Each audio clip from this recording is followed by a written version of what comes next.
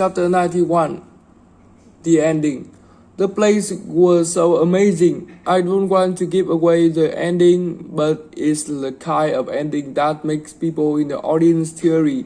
Mom totally lost it when Veer, as Emily said, "Goodbye, goodbye world, goodbye Robbers, Corners, Mama and Papa, goodbye to clock ticking and Mama's sunflower and food and coffee, and new iron dress and hot baths, and sleeping and waking up. Oh, Earth, you are too wonderful for anybody to realize you." Vera was actually crying while she was saying this, like real tears. I could see them rolling down her cheeks. It was totally awesome. After the curtain closed, everyone in the audience started clapping.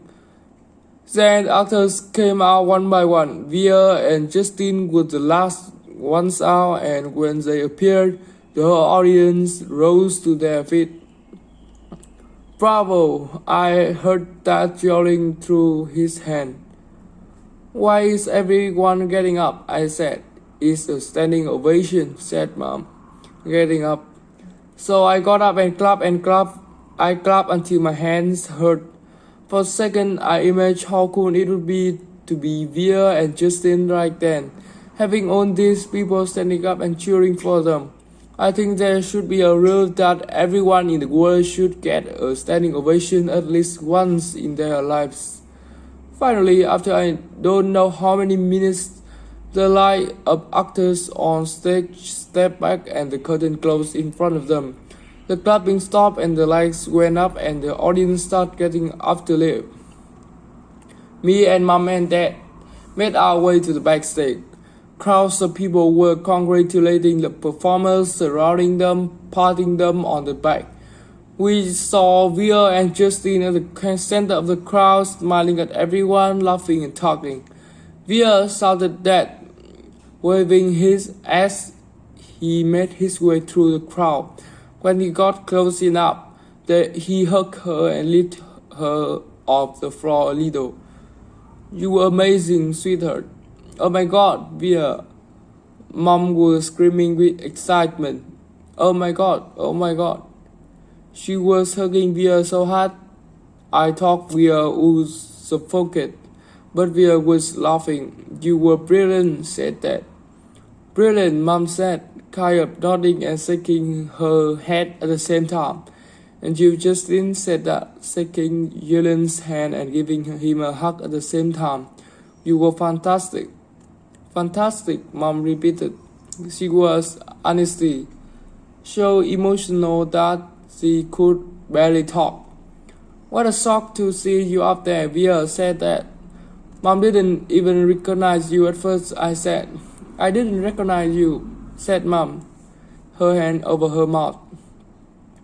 "Miranda got sick right before the show started," said Veer, all out of breath. There wasn't even time to make an announcement. I have to say she looked kind of strange, but she was wearing all this makeup and I had never seen her like this before. "Oh, so, and you just stepped in there right at the last minute," said Dad. "Wow, she was amazing, wasn't she?"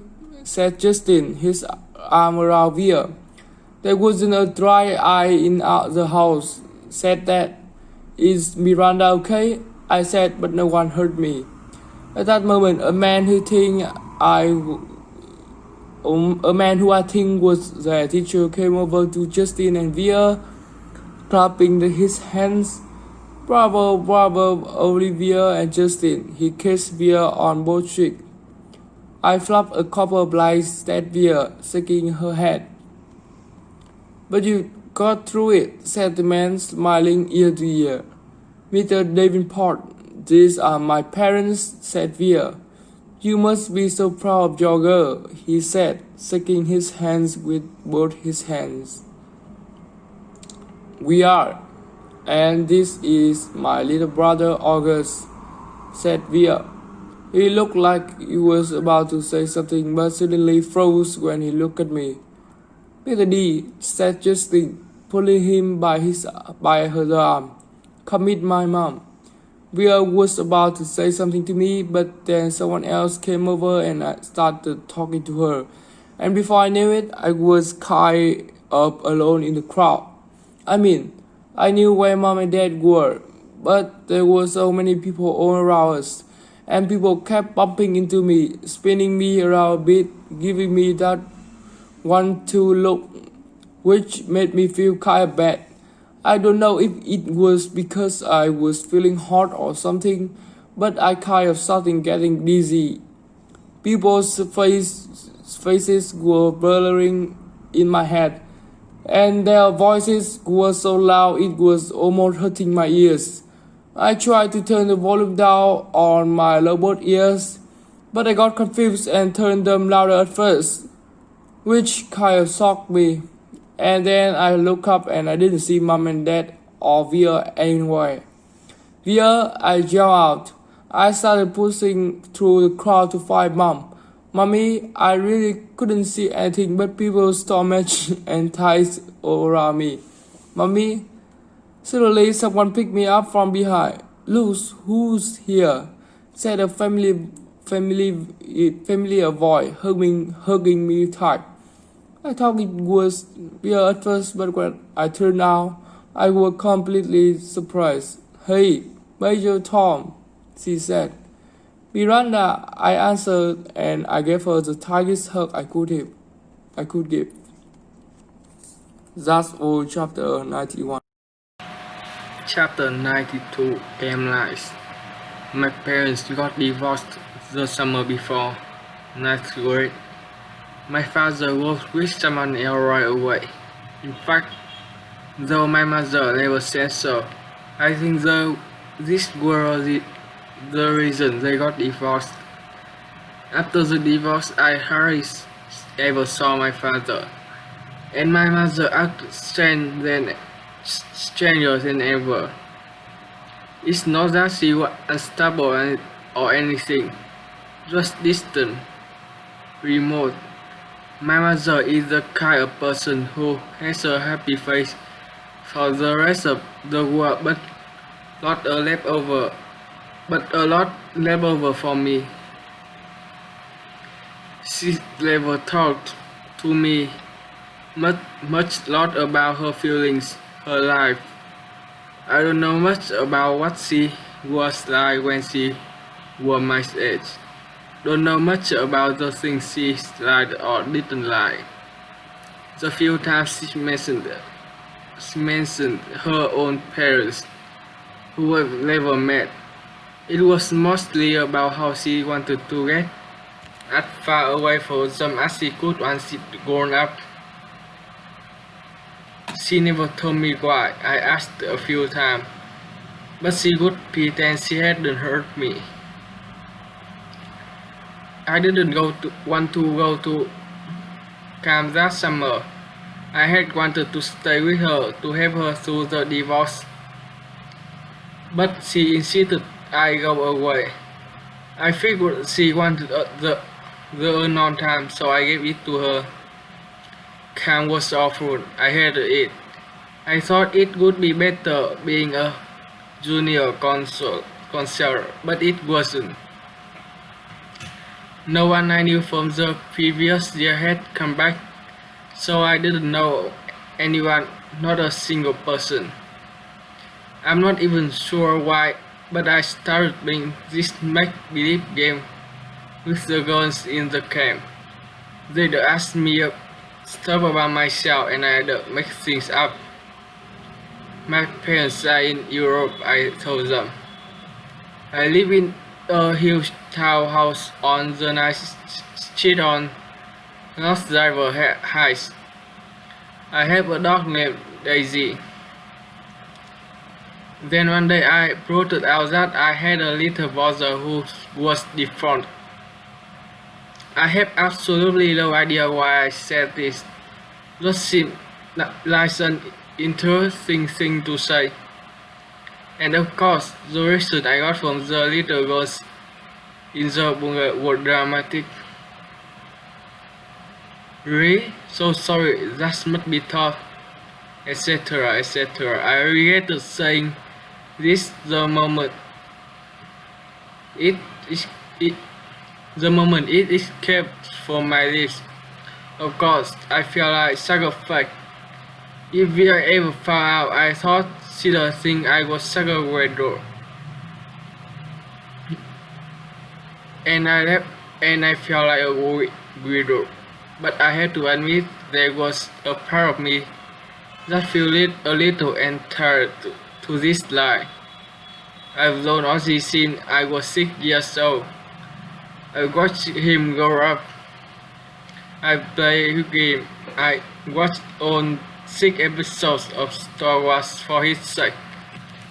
So I could talk about him about the aliens and the bounty and those and all that. And the one that gave him the astral helmet he wouldn't take off for 2 years. I mean, I would have earned the right to think him as my brother. And the strangest thing is that the lies I told, this fiction, did wonders for my popularity. The other junior counselor heard it from the campus, and they were all over it. Never in my life I have ever been considered one of the popular girls in anything. But that summer in camp, for whatever reason, I was the girl everybody wanted to hang out with. Even the girls in Bungalow 32 were totally into me. These were the girls at the top of the food chain. They said they liked my hair, though they changed it. They said they liked the way I did my makeup, though they changed that too. They showed me how to turn my t-shirts into harder tops. We smoked out late at night and took the bus to the woods to the boys' camp. We hung out with boys. When I got home from the camp, I called Ella right away to make plans with her. I don't know why I didn't call her. I guess I just didn't feel like talking about stuff with her. She would ask me about my parents, about camp. Ella never really asked me about things. She was an easier friend to have in that way. She wasn't serious like we are. She was fun. She thought it was cool when I dyed my hair pink. She wanted to hear all about those trips to the woods at late night. School. I hardly saw Veer at school this year, and when I did it was a work. It felt like she was judging me. I knew she didn't like my new look. I knew she didn't like my groups of friends. I didn't much like hers. We never actually argued. We just drifted away. Ella and I badmouthed her to each other. She's such a brute. She's so this. She's so that. We knew we were being mean, but it was easier to ice her out if we pretended she had done something to us. The truth is, she hadn't changed at all. We become these other people, and she was still the person she's always been. That annoyed me so much, and I didn't know why. Once in a while, I looked to see where she was sitting in the lunchroom, or checked the elective list to see what she signed up for. But except for a few nods in the hallway and an occasional hello, we never really spoken to each other. I noticed Justin about halfway through the school year. I hadn't noticed him at all before then, other than that he was this skinny cutest dude with thick glasses and longish hair who carried a violin everywhere. Then one day I saw him in front of the school with his arm around Veer. So Veer has a boyfriend? I said to Eller, kind of mocking. I don't know why it surprised me that she has a boyfriend. One out of three of us, she was totally the prettiest, blue eyes and long waving dark hair. but she just never acted like she was at all interested in boys. She acted like she was too smart for that kind of stuff. I had a boyfriend too, a guy named Jack. When I told him I was choosing the theater elective, he shook his head and said, "Careful you don't turn into a drama geek." Not the most sympathetic dude in the world, but very cute, very high up on the totem pole, a varsity jock. I wasn't planning on taking theater at all. Then I saw Veer's name on the sign-up sheet and just wrote my name down on the list. I don't even know why. We managed to avoid one another throughout most of the semester, like we didn't even know each other. And one day I got to theater class a little early, and Davenport asked me to run off additional copies of the play he was planning on having us to do for the spring productions, The Elephant Man. I heard about it, but I didn't really know what it was about, so I started skimming through the pages while I was waiting for the Xerox machines. It was about a man who lived more than 100 years ago, named John Merrick, who was terribly deformed. "We can't do this play, Mr. D," I told him when I got back to class, and I told him why. My little brother had a birth defect and had a deformed face, and this play would hit too close to home. He seems annoyed and a little unsympathetic, but I kind of said that my parents would have a real issue with the school doing this play. So anyway, he ended up switched to our town. I think I went to a role of Emily Gibbs because I knew Veer was going to do for it too. It never occurs to me that I beat her for the role. Chapter 94. What I miss most. One of the things I miss the most about Via's friendship is her family. I love her mom and dad. They were always so welcoming and nice to me. I knew they loved their kids more than anything. I always felt safer around them, safer than anywhere else in the world. How pathetic that I felt safer in someone else's house than in my own, right? And of course, I loved Archie. I was never afraid of him, even when I was little. I had friends that couldn't believe I ever go to Via's house. His face creeped me out. They say, "You're stupid." I tell them, "Archie's face isn't so bad once you get used to it." I called Via's house once just to say hello to Archie. Maybe part of me was hoping Via would answer. I don't know. "Hey, Major Tom," I said, using my nickname for him. "Miranda." He sounded so happy to hear my voice. It actually kind of took me by surprise. "I'm going to a regular school now," he told me excitedly. "Really? Wow," I said, totally shocked. I guess I never thought he would go to a regular school. His parents have always been so protective of him. I guess I thought he would always be that little kid in the astronaut helmet I gave him. Talking to him, I could tell he had no idea that Via and I wouldn't close anymore. "It's different in high school," I explained to him. You end up hanging out with lots of different people." "I had some friends in my new school," he told me. "A kid named Jack and a girl named Summer." "That's awesome, Audrey, I guess," I said. "Well, I was just calling to tell you I miss you and hope you're having a good year. Feel free to call me whenever you want, okay, Audrey? You know I love you always." "I love you too, Miranda. Say hi to Via for me. Tell her I miss her." "I will. Bye." Bye. This is chapter 95. Extraordinary, but no one there to see.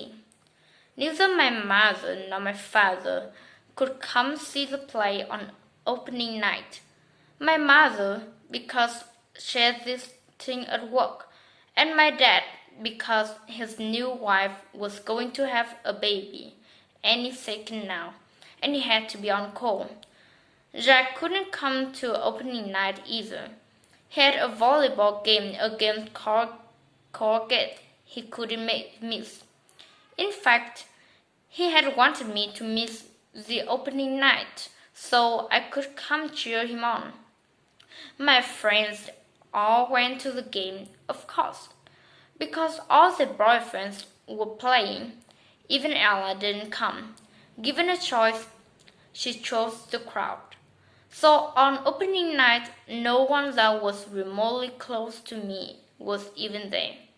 And the thing is, I realized in my third or fourth rehearsal that I was good at this acting thing. I felt the part. I understood the words I spoke. I could read the lines as if they were coming from my brain and my heart. And on opening night, I can honestly say I knew I was going to be more than good. I was going to be great. I was going to be extraordinary. But there would be no one there to see. We were all backstage, nervously running through our lines in our heads. I peeked through the curtain at the people taking their seats in auditorium. That's when I saw Augie walking down the aisle with Isabel and Ned. They took 3 seats in the 5th row, near the middle. Augie was here wearing a bow tie, looking around excitedly. He had grown up a bit since I last seen him, almost a year ago. His hair was shorter, and he was wearing some kind of hearing aid now. His face hadn't changed a bit. Davenport was running through some last-minute changes with the set decorator. I saw Justin pacing off the stage left, mumbling his lines nervously. "Mr. Davenport," I said, surprising myself as I spoke. "I'm sorry, but I can't go on tonight." Davenport turned around slowly. "What?" he said. "I'm sorry." "Are you kidding?" I muttered, looking down. "I don't feel well. I'm sorry. I feel like I'm going to throw up." There was a lie. "It's just last-minute jitters." "No, I can't do it. I'm telling you." Davenport looked furious. "Miranda, this is outrageous." "I'm sorry." Davenport took a deep breath, like he was trying to restrain himself. To be truthful, I thought he looked like he was going to explode. His forehead turned bright pink. "Miranda, this is absolutely unacceptable. Now go take a few deep breaths and—" "I'm not going on," I said loudly, and the tears came to my eyes fairly easily. "Fine," he screamed, looking at me. Then he turned to a kid named David, who was a set decorator. "Go and find Olivia in the lighting booth. Tell her she's filling in for Miranda tonight." "What?" said David, who wasn't too swift. "Go!" shouted Davenport in his face. "Now!" The other kids had caught on to what was happening and gathered around. "What was going on?" said Justin. "Last minute change of plans," said Davenport. "Miranda doesn't feel well." "I feel sick," I said, trying to sound sick. "So why are you still here?" Davenport said to me angrily. "Stop talking, take off your costume and give it to Olivia, okay? Come on, everybody, let's go."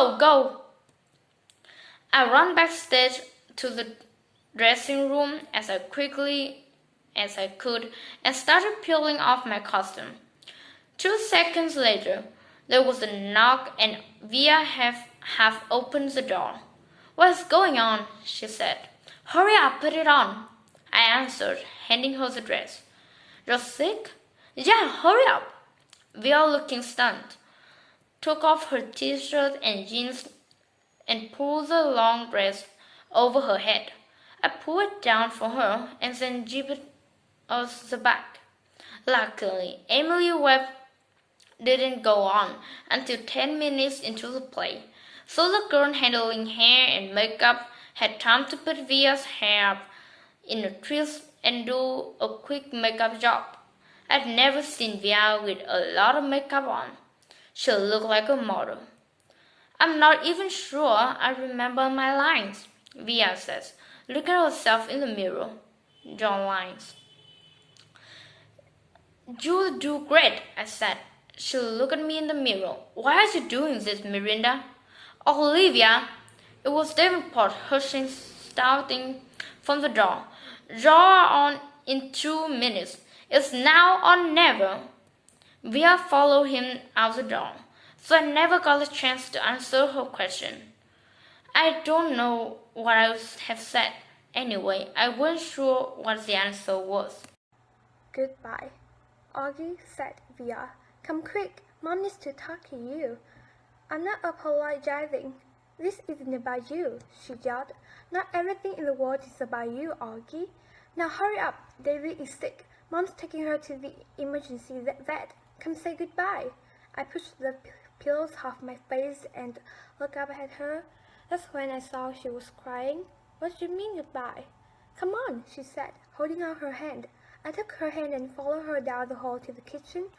Daisy was lying down sideways on the floor with her legs stretched out in front of her. She was panting a lot, like she had been running in the park. Mom was kneeling beside her, stroking the top of her head. What happened? I asked. She just started whimpering all of a sudden, said Via, kneeling down next to Mom. I looked down at Mom, who was crying too. I'm taking her to the animal hospital downtown, she said. The taxi is coming to pick me up. The vet will make her better, right? I said. Mom looked at me. I hope so, honey, she said quietly, but I honestly don't know. Of course he will, I said. Daisy has been sick a lot lately, Augie, and she's old. But they can fix her, I said, looking at Via to agree with me, but Via wouldn't look up at me. Mom's lips were trembling. I think it might be time we say goodbye to Daisy, Augie. I'm sorry. No, I said. We don't want her to suffer, Augie, she said. The phone rang. Via picked it up and said, okay, thanks, and then hang up. The taxi's outside, she said, wiping her tears with the backs of her hands. Okay, Augie, open the door for me, sweetie, said Mom, picking Davy up very gently like she was a huge droopy baby. Please no, Mommy, I cried, putting myself in front of the door. Honey, please, said Mom, she's very heavy. What about Daddy? I cried. He's meeting me at the hospital, Mom said. He doesn't want Daddy to suffer, Augie. Via moved me away from the door and held it open for Mom. My cell phone is on if you need anything, Mom said to Via. Can you cover her with a blanket? Via nodded. She was crying hysterically now. Say goodbye to Davy, kids, Mom said, tears streaming down her face. I love you, Davy, Via said, kissing Davy on the nose. I love you so much. Bye later, girlie. I whispered into Daisy's ear. I love you. Mom carried Daisy down the stove. The taxi driver had opened the back door and we watched her get in. Just before she closed the door, Mom looked up at us standing by the entrance to the building and she gave us a little wave. I don't think I've ever seen her look sadder. I love you, Mommy, said Via. I love you, Mommy, I said. I'm sorry, Mommy. Mom blew a kiss to us and closed the door. We watched the car leave and then Via closed the door. She looked at me a second and then she hugged me very, very tight while we both cried a million of tears. Chapter 97. After the show. I can't say why I was so happy to see August again after so long, or how good it felt when he hugged me. I can't believe how big you've gotten, I said to him. I thought you were going to be in the play, he said. I wasn't up to it, I said. But Via was great, don't you think? He nodded. 2 seconds later, Isabel found us. Miranda, she said happily, giving me a kiss on the cheek, and then to August. Don't ever disappear like that again. You're the one who disappeared, Augie answered back. How are you feeling? Isabel said to me. Via told us you got sick. Much better, I answered. Is your mom here? said Isabel. No, she had work stuff, so it's actually not a big deal for me, I said truthfully. We have 2 more shows anyway, though I don't think I'll be as good as Emily and Via was tonight. Nate came over and we had basically the same exact conversation. Then Isabel said, Look, we are going to have a late-night dinner to celebrate the show. Are you feeling up to joining us? We'd love to have you. Oh, no, I started to say. Please, said Augie. I should go home, I said. we insist, said Nate. By now, Via and Justin had come over with Justin's moms, and Via put her arm around me. You are definitely. I'm Chanti Hang, and this is the chapter, the 5th grade nature retreat. Every year in the spring, the 5th graders of teacher prep go away for 3 days and 2 nights to a place called the Broadwood Nature Reserve in Pennsylvania. It's a 4-hour bus drive away. The kids sleep in cabins with bunk beds. There are campfires and s'mores and long walks through the woods. The teachers have been prepping us about this all year long, so all the kids in the grade are excited about it, except for me. And it's not even that I'm not excited, because I kind of am. It's just I've never slept away from home before, and I'm kind of nervous. Most kids have had sleepovers by the time they are my age. A lot of kids have gone to sleep-away camps or stay with their grandparents or whatever. Not me, not unless you include hospital stays. But even then, Mom and Dad always stay with me overnight. But I never slept over Tata and Papa's house or Aunt Kate and Uncle Paul's house. When I was really little, that was mainly because there were too many medical issues, like my chest tube needing to be cleared every hour, or reinserting my feeding tube if I got detached. But when I got bigger, I just never felt like sleeping anywhere else. There was one time when I slept over Christopher's house. We were about 8 and we were still best friends. Our family had gone for a visit to his house, and me and Christopher were having such a great time playing Lego Star Wars that I didn't want to leave when it was time to go. We were like, please, please, please, can we have a sleepover? So our parents said yes, and Mom and Dad and Via drove home, and me and Christopher stayed up till midnight playing, until Lisa, his mom, said, okay guys, time to go to bed.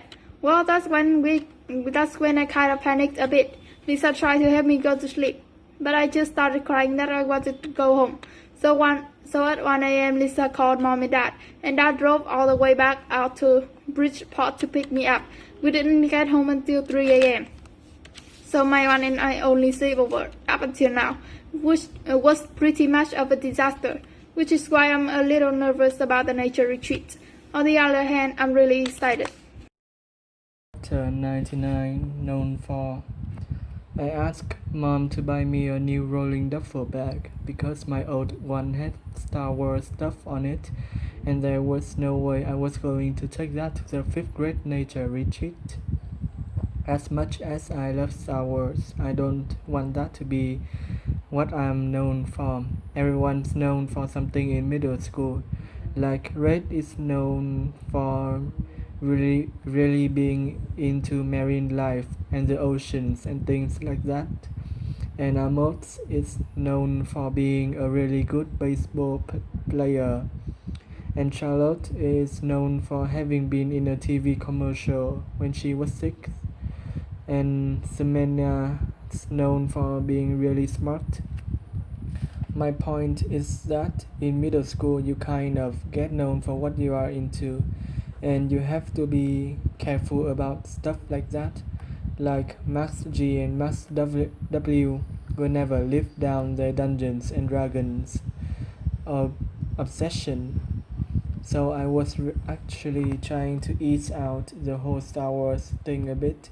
I mean, it will always be special to me, like it is with the doctor who put in my hearing aids. It's just not the thing I wanted to be known for in middle school. I'm not sure that I want to be known for, but it's not that. That's not actually true. I do know what I'm really known for, and there's nothing I can do about that. A Star Wars duffel bag I could do something about. Hi, I'm Vũ Khánh Chi, and this is chapter 99, known for, from the book Wonder by R.J. Palacio. I asked Mom to buy me a new rolling duffel bag because my old one had Star Wars stuff on it, and there was no way I was going to take that to 5th grade nature retreat. As much as I love Star Wars, I don't want that to be what I'm known for. Everyone is known for something in middle school, like like Reid is known for really being into marine life and the oceans and things like that. And Amos is known for being a really good baseball player. And Charlotte is known for having been in a TV commercial when she was 6. And Ximena is known for being really smart. My point is that in middle school, you kind of get known for what you're into, and you have to be careful about stuff like that. Like Max G and Max W will never live down their Dungeons and Dragons obsession. So I was actually trying to ease out of the whole Star Wars thing a bit. I mean, it will always be special to me, like it is with the doctor who put in my hearing aids. It's just not the thing I wanted to be known for in middle school. I'm not sure what I want to be known for, but it's not that. That's not exactly true. I do know what I'm really known for, but there's nothing I can do about that. The Star Wars duffel bag I could do something about.